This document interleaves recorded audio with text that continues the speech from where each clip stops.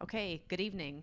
Uh, we are here to talk about the comprehensive plan and additional planning work that will be launching here pretty soon. I know the meeting is being live streamed, so we're going to um, go ahead with the meeting on time. And I'll turn it over to Mr. Fegan to do some additional introductions, correct? Sure. Yeah. Thank you. Good evening, everybody. Mike Fegon. I'm the senior planner with the Community Development Department, and that is one of the departments that is responsible for approving development and growth within the city. And the comprehensive plan that the city has is a very significant part of that overall growth. It is actually the city's long-term growth management document, if you will. And there are updates that need to be done with it as the development world changes and as the needs of the community change. So should that comprehensive plan. So that's the main purpose of the plan. And what we're here tonight is just to provide you some information about what some of the current crop of updates might look like, and potentially get some feedback from those of you that are in attendance or out in virtual world watching this on the live stream. You can email in your questions, and we'd be happy to respond to them. And in attendance with us tonight, we do have the mayor, Mike Gibson, who is here currently. And we're thankful for him showing up tonight to listen to what it is that we have to say. So with that, I'll turn it back over to Margaret. Thank you. And let me just quickly kind of introduce myself and a little bit about my background with the city. I've been working with the city with their comprehensive plan for about the last 10, 11 years, something like that. And so this work is kind of near and dear to my heart because it's familiar and I've gotten pretty comfortable with some of the ins and outs of the plan. So what I'll do tonight is just 3 parts, fairly brief presentation. It's mostly informational, and I'll explain a little bit about why it's mostly an informational presentation. Many public meetings that we do, we take a lot of public input, which we will also do tonight if there is anything relevant. However, just the nature of the updates will mean more or less that there's some limited input that we can take. So we already did introductions. I'll do a presentation and then we'll just open it up to any questions that may be emailed or in the room. Okay. So just comprehensive plan. I just want to go through what a comprehensive plan is. Like Mr. Fegan said, it is a document that is meant to be longer term and support a longer term vision for the city. And you'll see that in what's called goals, objectives, and policies. So sometimes the planners call those GOPs, but we're not going to do that tonight. We're just going to call them goals, objectives, and policies. And so those policies are really more or less long range. So it thinks about sort of what are the programs that the city may embrace in the longer term, what are the policies, what are the public investments that would be made long term. And more specifically, the document is to guide the physical development of the city.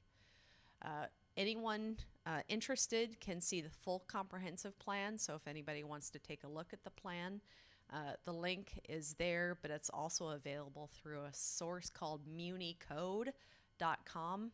All you really have to remember is Municode because there's some search options available to be able to go find the city of Bonita Springs. But it's also on this website too. One thing I just want to show kind of when you go to the Municode site, when you drill down, this is what you'll see. And it's many clickable links, so it's an easily accessible kind of document to look through. One thing I'll note is that this is not the only planning tool in the city. So the comprehensive plan in many ways sets the foundation for planning, so with its broad and longer term intent. And then there's additional documents, the Land Development Code, for example, that specifies specific development regulations. So where the comprehensive plan can be very visionary, it can sometimes be a bit vague. That's on purpose because the comprehensive plan does have the Land Development Code that is more specific. And then there's other plans that intersect with the comprehensive plan. So that's the city's strategic plan, as well as other priorities and funding availability. So all of those, the budget process, land development code, and comprehensive plan all affect what you see on the ground in the city. So I also note too that the comprehensive plan is related to and constrained by, in some ways, by the state of Florida. And so part of the work that we're doing is based on what we call the EAR, which is the Evaluation and Appraisal Review process. That EAR is every 7-year review of the city's comprehensive plan, a full review. The state requires that you look at all of the legislation at the state level that has been passed in the last 7 years. Because for the state of Florida, the comprehensive plan must be consistent with state statute. So the EAR is developed to do that annual 7-year check and to kind of that consistency between state law and the city's comprehensive plan. Once that's done, and I'll talk a little bit about the timeline in a second. Once that's done, the amendments are reviewed by the Department of Florida. It's Florida Commerce, but it's the state level department. And then land development code also must be consistent with state statute. So it's a regulated kind of planning environment. So you have the city documents and regulations, and then it is also related to what happens at the state level in statute. So what's occurred recently, that last cover document, we created the last EAR in March 2023. That was the 7-year cycle for the city of Bonita Springs. And as I mentioned before, the state statutes that we needed to address and look at consistency were 2016 through 2022. If there are areas that the comprehensive plan needs to be updated, then those need to be done in what we call EAR-based amendments. So they're state-required amendments. Those amendments, the state gives the city 1 year to process any changes to its comprehensive plan. Those were completed March 2024. And again, it was based on legislation from 2016 to 2022. As we got comments back, so the amendments always go up to Florida Commerce. As we got the comments back from Florida Commerce, they asked the city to address new legislation that took effect in 2023, which was after the EAR was completed. So there was a decision made that instead of trying to rush through amendments, the city would take the next couple years to address the state comments. That's the period that we're at, and that's the period that we're in now. And specifically, the requirement that the state wanted the city to address was a change in the Florida statutes that changed the planning horizon. So previously, the EAR had a 5 and 10-year planning horizon. The new legislation required a 10 and 20-year planning horizon, which means that there's some things that the city has to do to make sure it's consistent in that new 10 and 20-year planning horizon. It was okay in the 10-year horizon, but it was the 20-year that really needed to be reflected in the comprehensive plan. So our scope of work with the comprehensive plan is to do the analysis, to collect the data and do the analysis to support that increase, that 20-year planning horizon, which means we need to look at any changes in demographics that may have occurred and the available land in that planning horizon. What we'll do is Once we have that analysis complete, we will propose and draft some amendments to reflect the new 20 years. In addition, what we'll be doing is working on land development code amendments, any statutory changes, council priorities, and some other details. I will go to that in a second. But what I first want to talk a little bit more about is some of the constraints at the comprehensive plan level.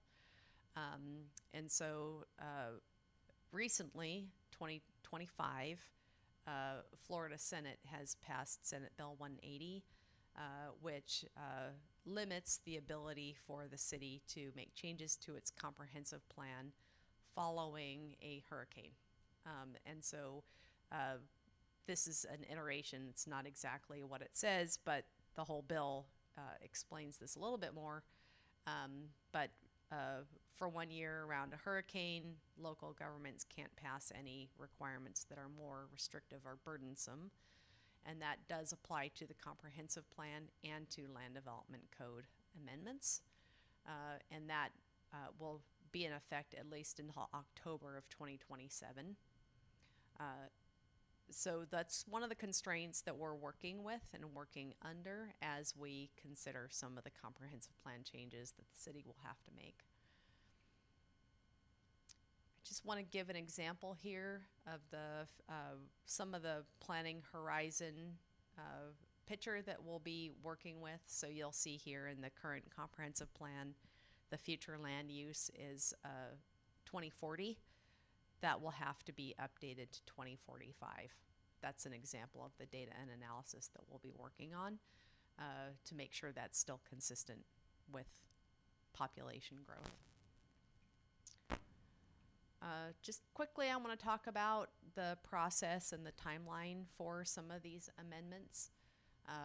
We will be doing a council meeting tomorrow morning, and we'll be talking to council about the land development code update and getting some feedback from council about which priorities to address.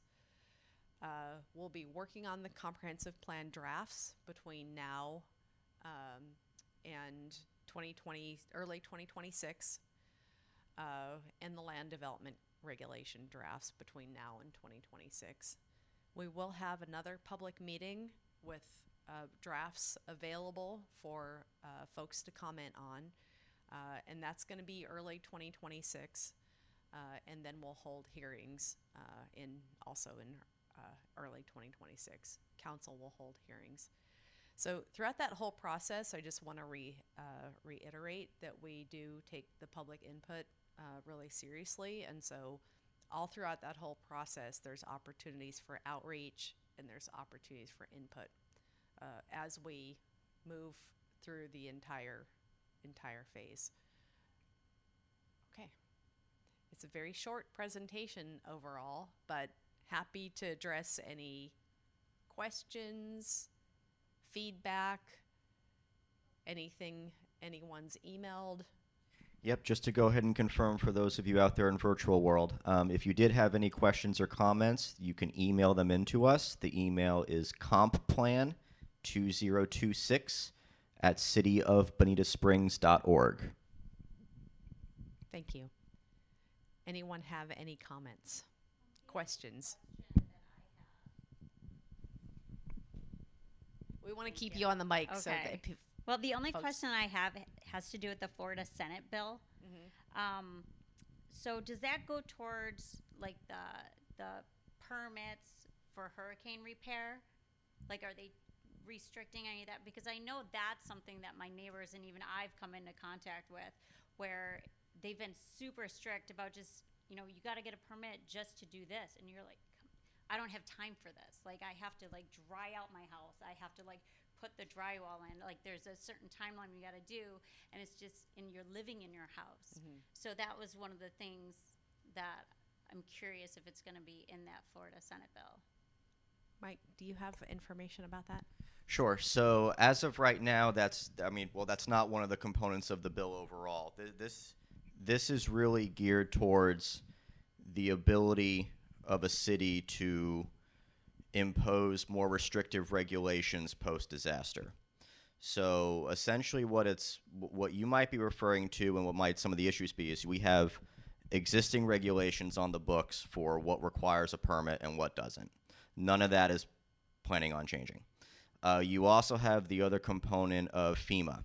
And FEMA is probably the main player post-disaster. And the reason why is because, especially if you're in a flood zone, they are very specific about what requires a permit to get fixed and making sure that you track all the dollar values associated with that repair.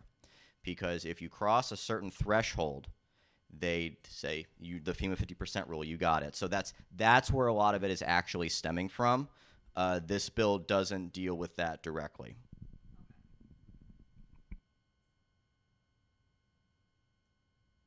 Any other questions? Any comment? Do we have anything from online? We can pull it up and take a peek. Yeah. Antonio, are we able to pull up the inbox if I give you the address to see if we have anything that's been posted? There wasn't anything as of this afternoon. Not as of this afternoon. I don't have it on my phone though. So are we able to just throw it up on the screen for a second? What is the email? No. Oh, okay. Read it through the email Okay. address. I don't. What was the email address? They can go back and check.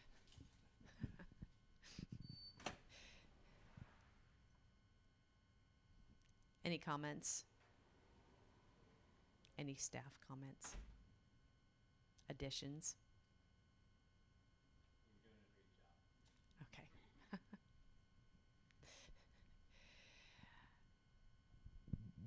Yeah, the Senate Bill 180, there's a lot of provisions in it. So reading through the whole bill is interesting but long. And I think the idea behind it was post-disaster, not having regulations change where it was going to be more burdensome than it was prior to a hurricane. Yeah. Yeah.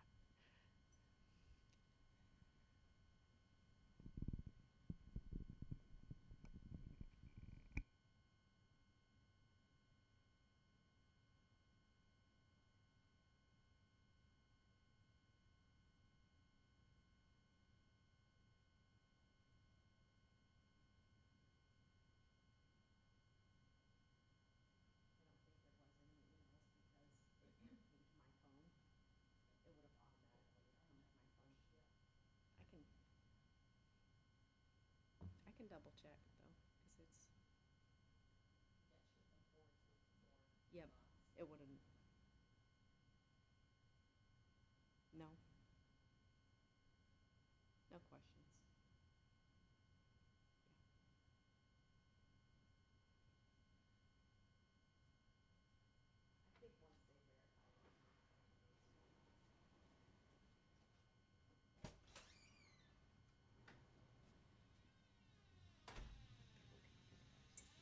I don't think there was any questions. Okay. Because it would have went straight to my phone. Okay.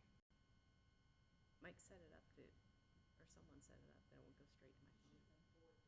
It would go Okay. forwarded straight to me. Okay. We're good so far. Yeah.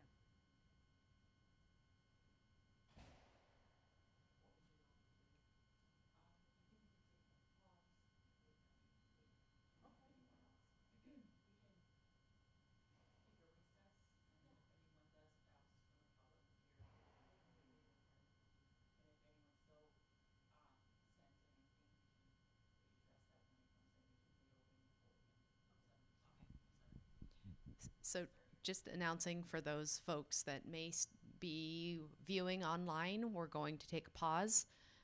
If there are anyone who emails in a question or who shows up as a member of the public, then we will reconvene.